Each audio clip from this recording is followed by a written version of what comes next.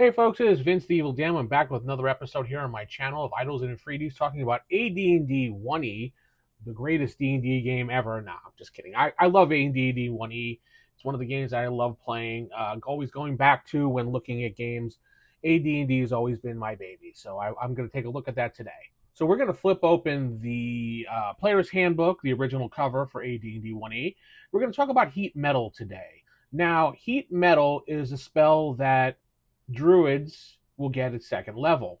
And it also is reversible. And that's kind of the key of this conversation today, because a lot of people like to take heat metal and say that they're going to use it in different ways. Like they want to heat the armor up, they want to heat up this or that. But here's the spell. By means of the heat spell, the druid is able to excite the molecules of the ferrous metal, iron alloys, and steel, and thus the affected metal becomes hot. On the first round of the spell, the effect is merely just causing the metal to be really warm and uncomfortable to the touch. Then after that, the effect on the last round of the spell's duration, it keeps getting hotter and hotter and hotter.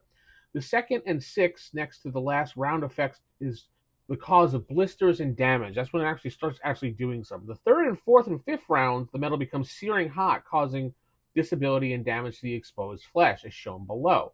Now, it has a little chart here telling you how many points of damage it does. When it's very warm in the first stages, nothing really happens, no disability or whatever for the person or whatever you're heating up. When it gets hot, starting to get 1d4 hit points, still the person has no disability as far as what it's doing. Searing pain, when it becomes 2 to 8 points of damage or 2d4 points of damage for you, and it starts working on your hands. You can't use your hands for 2 to 8 days or your feet for 2 to 8 days because of the blisters on there, and maybe because of the heat searing the skin. And then on your head, it'd be 1 to 4 turns because you become unconscious in the body 1 to 4 days. So the one thing that I wanted to say is this spell is reversible. And I've had people say to me, I'm going to use this spell, the heat metal spell, to boil the blood of my foe. Now, okay, I get it. You want to do that because, Magneto has taken, the iron and whatever and magnetic ability of our blood to use it against us. Sure, he can do that. But the one thing about the affected metal is that the one thing that really doesn't make it work is the fact that our body is made of water. Blood can be heated up, but our body is pretty much made of water. Like, what is it, 98% water, or whatever the number is. I'm not sure exactly. But the one thing that I wanted to say that this spell would be very useful is you do the reverse, the cold. Instead of heating up the metal in the blood, freeze the metal. That will cause the blood to work overtime and freeze itself in the body. So the cold temperature is similar, that when it starts getting a little cold, you're a little uncomfortable, and no damage. And then it becomes icy cold and does 1 to 2 hit points of damage, no disability still. And it's perfect if you have another magic user or a fighter that's going out in a battle against your party. You start making that blood cold, and he's taking the time to be like, oh my God, what's going on? And then freezing's 1d4 points of damage. And it becomes to the point that you're going to get frostbite and you're going to have to amputate fingers, toes, nose, ears, things like that. If you remember the TV show Snowpiercer, when they used to stick people's arms out into the freezing cold, and then they come back in, and there's just a freezing cold arm, and they would just snap it with the hammer, and it would break off. Kind of like that. With this spell from working from the inside out, would probably do that. Now, this is all for a DM fiat, DM decision, DM adjudication. I would absolutely let a player do that somewhat. I, of course, let the person who's being cast it against get a nice saving throw because it's an unusual thing. It doesn't allow a saving throw, but in this case, you're doing it to the actual body of the person, not an item. It doesn't say you can't do it to a body because it doesn't actually say anything about it. It just says the affected metal. And there are metal inside your body, inside your blood. So if a player did this, I would absolutely do it. The only way to counter it would be a resist cold spell, or they say a blazing fire.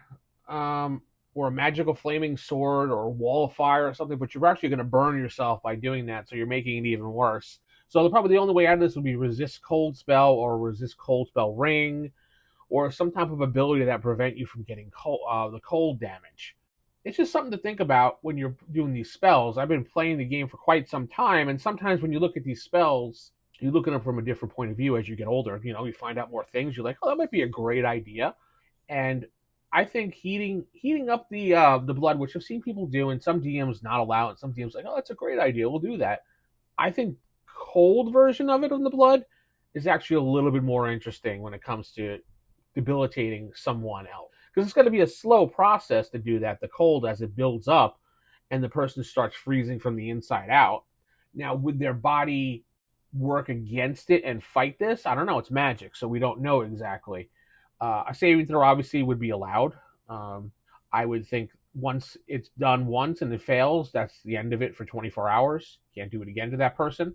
But it's something to think about. I want to know what you think in the comments. Would you allow this in your game? What do you think about the whole blood situation with the iron in it, and how Magneto does that, and we can use it towards spells? People can heat it up or freeze it. I'm kind of interested in what you think about that. Tell me in the comments below. Don't forget to like the video, subscribe to the channel, and tell me what you think. Don't forget, we have live streams on Wednesday, 5 p.m. called Random Rolls Chat. Members only live stream on Friday at 4 p.m. If you want to be a member, click the join button on the bottom of the video or the channel. It's only 99 cents a month, and you can help support this channel.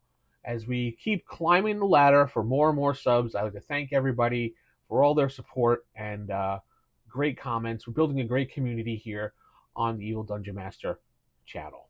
I'm going to say good night, good luck, God bless, and keep it original, keep it old school. That's my famous saying from back in the day. And remember, there is no clickbait and there's no drama on this channel, only gaming. Good night, everybody.